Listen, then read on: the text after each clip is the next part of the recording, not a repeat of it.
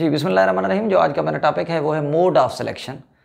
यानी mode of selection में ये देखेंगे कि कौन सी फिनोटाइप एनवायरनमेंट में सेलेक्ट होती हैं और क्यों। देखें, आपने एक जेनेटिक ड्रिफ्ट के हवाले से बात की। जेनेटिक ड्रिफ्ट को हम न्यूट्रल सिलेक्शन भी नाम देते हैं। तो न्यूट्रल सिलेक्शन 3 तरीक़ों से इस हमारे एनवायरनमेंट में ऑपरेट होती है।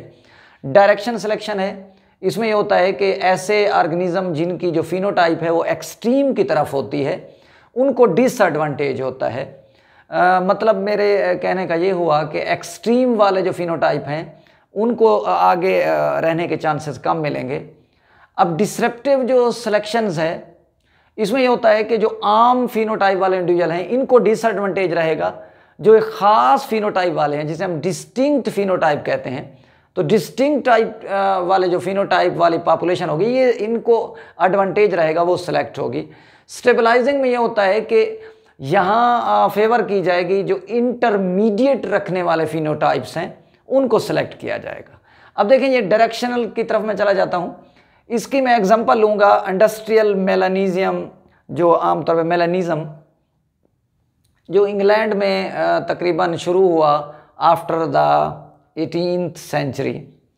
अब अर्ली 18 यानी 18 से पहले की जो बात थी इंग्लैंड में कि वहाँ जो एक पिपर मॉथ था यानी भंवरा था, उस पिपर मॉथ में 2 वहाँ कलर देखे गए। एक ग्रे कलर था, उनके जो विंग का कलर था वो ग्रे था, और एक टोटली ब्लैक था।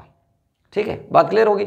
यानी 2 किस्म के ये पिपर माउथ थे, एक को ग्रे कलर वाले विंग्स थे और दूसरे के जो थे वो ब्लैक कलर वाले थे। लेकिन इंडस्ट्रीज आने से पहले जो ग्रे कलर वाले पिपर थे वो 90% थे। ठीक है, ग्रे पिपर वाले जो माउथ थे वो 90% थे, और 1% जो थे वो ब्लैक वाले थे। चले, 1% ये ब्लैक वाले एक्सट्रीम वाले होंगे और ये इंटरमीडिएट होंगे। पहले कंडीशन तो ऐसी थी, लेकिन जब इंडस्ट्रीज आ गई तो फिर कंडीशन देखें उलट हो गई। क्यों? फिर देखा गया कि वो जो फ्रीक्वेंसी है ग्रे पिपर्ड माउथ की वो चेंज हो गई। वो ये हुआ कि आफ्टर इंडस्ट्रियल मेलानिज्म ओनली 5% जो थे वो इंडिविजुअल ग्रे पिपर्ड माउथ थे, और जो 95% थे वो ब्लैक वाले थे। अब ज़रा देखें कि ये क्या हुआ, यहाँ पे क्या चेंज हुई। इंडस्ट्रीज आने से पहले स्मोक या इस तरह की ब्लैक मटेरियल एनवायरनमेंट में कम थे, तो जो ट्री थे, दरख्त थे, उनके जो ट्रंक थे वो आम तौर पे ग्रे कलर के थे। जब ग्रे कलर के ट्री ट्रंक थे इंडस्ट्रीज आने से पहले, तो यहाँ जो भंवरे बैठते थे अगर उनके विंग का जो कलर था वो ग्रे होता था, ये देखें ऐसा ग्रे होता था, तो ये आसानी से वहाँ छुप जाते थे, यानी शिकार नहीं हो सकते थे दूसरे बर्ड से, तो इसलिए इनकी पॉपुलेशन ज़्यादा रही। लेकिन अगर ब्लैक वाले यहाँ बैठते थे, ये देखें ब्लैक वाले अगर बैठ गए हैं, मैं ज़रा डायग्राम बड़ी करके यहाँ बना देता हूँ। जी देखें, अगर ये इंडस्ट्रीज़ आने से पहले ये ट्री ट्रंक हैं, दरख्तों के तने हैं, ये अर्लियर वाले मैं बनाऊँगा, ये लेट वाले, यानी एक बिफोर इंडस्ट्रियल्स रेवोल्यूशन और एक आफ्टर इंडस्ट्रियल रेवोल्यूशन। ये देखें, ये ट्री ट्रंक हैं। अब ट्री ट्रंक अर्लियर ऐसे थे बिफोर 80s। अब देखें ग्रे कलर का उनका बार्क था, तो यहाँ जो वो पिपर मॉथ थे वो ग्रे कलर वाले, ये देखें ये सरवाइव करेंगे।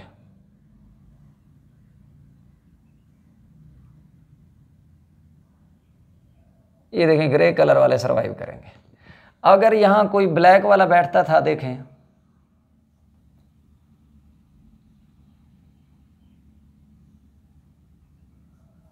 तो देखें ये ब्लैक वाला इस बैकग्राउंड के कंट्रास्ट की वजह से, क्योंकि वो ग्रे कलर का था ग्राउंड, बैकग्राउंड बार्क, तो ये वाजे हो जाता था। इसका मतलब है ये शिकार हो जाते थे, इनकी तादाद कम रही, इसलिए इनकी तादाद शुरू में ज़्यादा रही। चलें, अब देखें आफ्टर इंडस्ट्रियल मेलानिज्म क्या हुआ कि अब देखें ट्री ट्रंक के अंदर चेंज ये आ गई कि वो ज़्यादा डार्क होने लगे ड्यू टू इंडस्ट्रियल पॉल्यूशन। ये देखें जब ट्री ट्रंक आमतौर पे ब्लैक होने लगे तो अब ज़रा आप अंदाज़ा लगा सकते हैं कि अब चेंज ये आएगी कि अब ग्रे वाले नज़र आएंगे,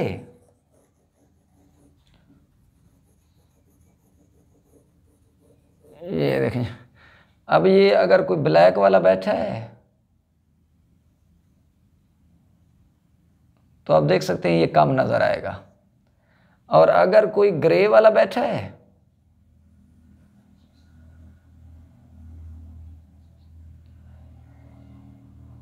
मैं यहाँ ये ब्लैक वाला बना देता हूँ,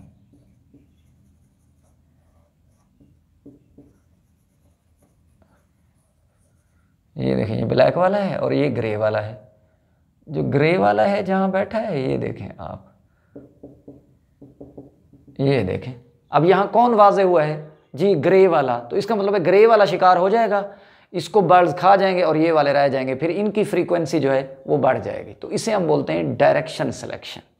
ये डायरेक्शन सिलेक्शन है कि इंडस्ट्रीज से पहले सेलेक्ट थे ग्रे वाले और उनकी तादाद आप देख रहे हैं बहुत ज़्यादा थी, 99% थी। लेकिन after industrial melanism in England तो फिर ये देखा गया कि ये वाले जो है आहिस्ता आहिस्ता जी ये ख़त्म होने लगे और ये वाले सर्वाइव करने लगे और 5% रह गए। लेकिन ऐसे एरिए जहाँ पे इंडस्ट्रीज़ डेवलप नहीं हुई जैसे स्कॉटलैंड है तो वहाँ उन्होंने देखा कि ये दोनों किस्म की फ्रीक्वेंसी वहाँ मौजूद थी, वैसी की वैसी, विदाउट एनी चेंज। तो that is called the direction selection. मैं डिसरप्टिव सिलेक्शन की तरफ आ जाऊँ। देखें ऐसी सिलेक्शन है जिसमें जो आम फिनोटाइप हैं वो सर्वाइव करने के उनके चांसेस कम होते हैं, डिसएडवांटेज होता है, तो ख़ास किस्म के फिनोटाइप वाले सर्वाइव करेंगे। इसके एग्जांपल स्नेल के हवाले से बात को एक्सप्लेन करेंगे। देखें जो स्नेल हैं उनकी जो शेल का कलर था वो दो तरह का था, एक वाइट कलर वाले यानी जो शेल का कलर था वाइट था वो स्नेल थे, और दूसरे ब्राउन वाले कलर वाले शेल के रखने वाले स्नेल थे। अब देखें गौर करना, इनकी रहने की जगह दो थी, एक सैंड थे और एक रॉक्स थे। अब जरा गौर करना, जो सैंड है वहाँ पे क्योंकि मुलस्का के शेल की वजह से वहाँ वाइट अपीयरेंस थी सैंड की, तो यहाँ वाइट स्नेल वाले वहाँ छुप जाते थे, सर्वाइव कर जाते थे, और जो रॉक्स थी वो आमतौर पे ब्राउन कलर की थी, तो इसी वजह से यहाँ ब्राउन वाले जो हैं वो सर्वाइव कर गए, सेलेक्ट हो गए। इसका मतलब ये हुआ कि आज हमें ये दो डिस्टिंक्ट पॉपुलेशन क्यों नज़र आती हैं, बाकी हमें कोई फिनोटाइप नज़र नहीं आती, वजह कि इन दोनों की सिलेक्शन हुई। ये रॉक्स में प्रोटेक्ट हो गए और ये वाले सैंड में प्रोटेक्ट हो गए, क्योंकि इनका बैकग्राउंड जो था वो मैच करता था।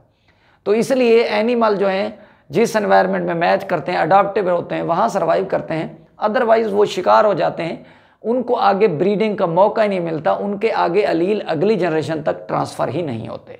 अब मैं स्टेबलाइजिंग सिलेक्शन की जब बात करूं तो स्टेबलाइजिंग सिलेक्शन ऐसी सिलेक्शन है जो हमेशा फेवर करती है दरमियान वाली फिनोटाइप को, इंटरमीडिएट फिनोटाइप्स को, और जो एक्सट्रीम वाले होंगे वो ख़त्म हो जाते हैं।